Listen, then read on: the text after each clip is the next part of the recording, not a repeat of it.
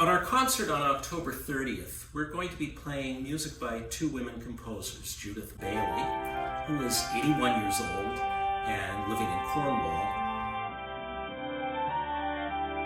and Jessica Carter, who is a young American composer of a completely different generation. So we have a over 50-year age difference between the two composers, but both are living composers.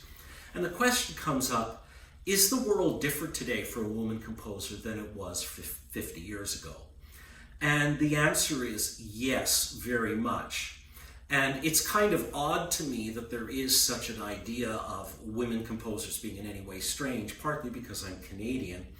And when I was growing up, three of the most important Canadian composers were Barbara Pentland, Violet Archer, and Jean Coulthard. And these were all women, all peculiarly died within a month of each other in the year 2000. But they were very much part of the central part of the Canadian music scene. But in the United States and in many other countries, the idea of a woman composer was sort of a novelty. And the idea of a women composer was also that they wrote lighter or frivolous music. That idea has totally gone by the wayside, and I'd say perhaps the most important reason for that is because of a 11th century nun by the name of Hildegard of Bingen, who wrote bizarre and extremely interesting music.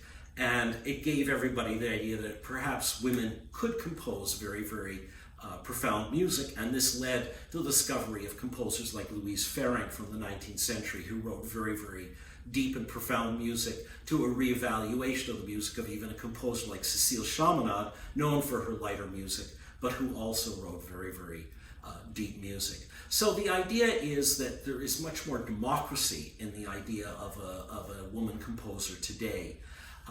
But for all composers, life is still difficult. It is not an easy way to make a living.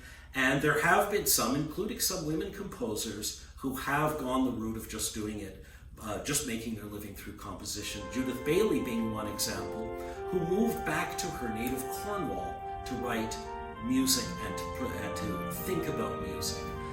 Jessica Carter comes at it, though, from a contemporary American perspective, and both of these pieces that you're going to hear are beautiful and different, and I bet if you didn't know, you'd never know whether they were